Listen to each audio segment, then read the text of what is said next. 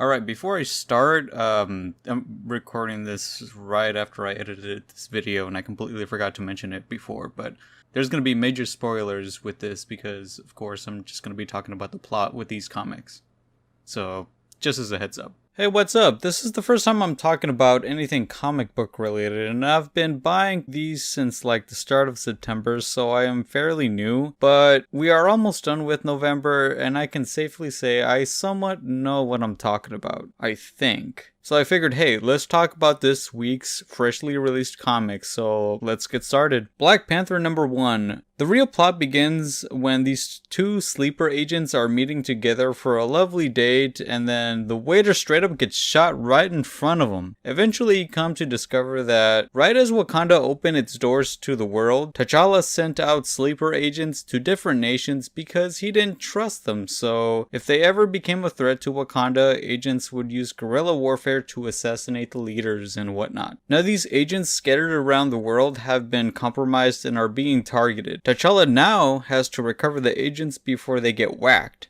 Earlier in the comic, Steve Rogers has concerns about Black Panther's reliability in working with the Avengers, and T'Challa affirms he will be around. Around the end of the issue, he FaceTimes Steve Rogers and straight up goes back on his word about being readily available if they needed him. Rogers sounds low-key pissed, but accepts that T'Challa has his own matters to deal with at the moment. This first issue seems a little weak, but I'm sure I'll continue reading the rest to see if the rest of the story hooks me. I am curious about the mysterious hitman, of course.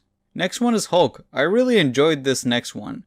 It's one of those, what the fuck did I just read kind of stories. I had to reread it 3 times just to understand what is happening. So in this issue, Bruce Banner isn't well in the head. He has used AIM technology and other forms of magic to implement himself inside of the mind of the Hulk, as if he were controlling a mech. Okay, how can I explain this plot and have it make sense? He has this Inception crap going on where he has the Hulk trapped within the Hulk's mind, and Bruce is constantly barraging the Hulk within the mind to make him angrier. Bruce is essentially using his constant anger to fuel the Hulk body that Bruce is controlling, basically using the Hulk's anger itself as an energy source to power the Hulk body that Bruce is controlling like a mech. It's fucking weird, but it's that comic book nonsense that I like to read, so definitely enjoyed reading this one multiple times over.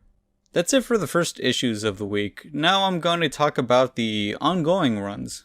So this next one is The Death of Doctor Strange #3. I've been following the story since it started, and so far it hasn't disappointed. This third issue explains who killed Doctor Strange and the mysterious method used in doing so. Baron Mordo seems to be behind Doctor Strange's death. He sold his soul 4 times over to various magical villains to be strong enough to whack Doctor Strange and steal his Eye of Agamotto and the Cloak of Levitation. There isn't an explanation yet as to why he did that. Hopefully within the future issues that'll be explained. We also get to see the 3 mothers slaughtering one of the magical races and being fed to their child. Alright, this issue also goes into more detail about what the child is that was referenced in the previous issues, and we also get an appearance, so that's pretty cool. Short explanation, he is basically Galactus, but he has an endless hunger for magical beings, seeks them out through multiple different dimensions. So far, I really like this story.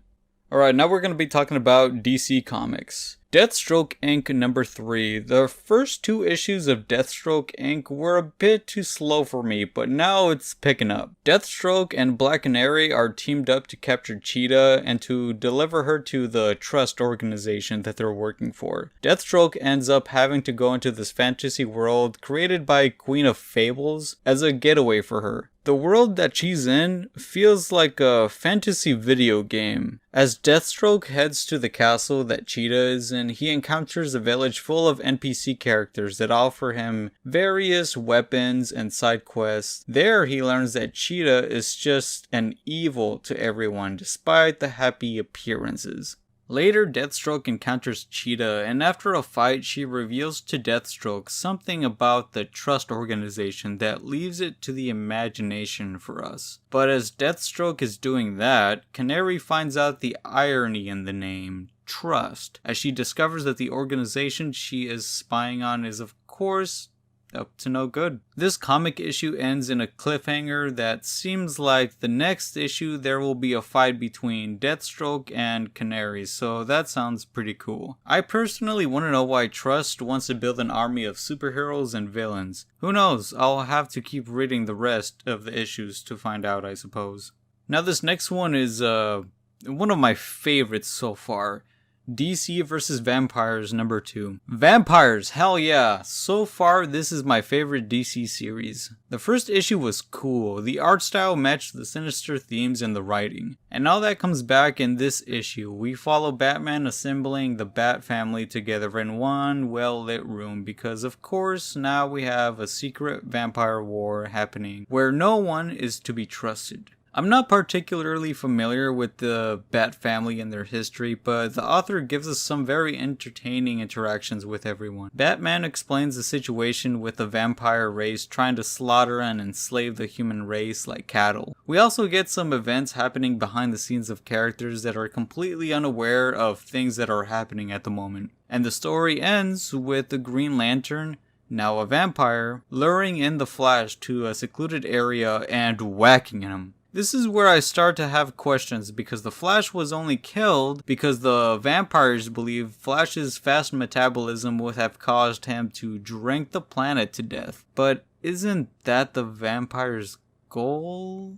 Well, they did say they wanted to cattle up the human race, so they probably didn't want the Flash to drink everyone up and have there be nothing left, I suppose. But great story so far, I can't wait to read the next one. Task Force Z number 2. This one I really wanted to read from issue 1, but unfortunately, according to my comic book guy, DC doesn't give him as big of a discount for being able to supply comics to customers, so I went home with DCvsVampires number 1 and Knights of Steel number 1 that week. So I read this one without experiencing the previous one, just to give you a heads up on, my reading when it comes to this particular series. But hell, DC Vampires, as I've mentioned already, has been amazing, so no complaints from me about my local comic guys lacking books for the week. But anyways, this issue feels like a transition from one event to the next.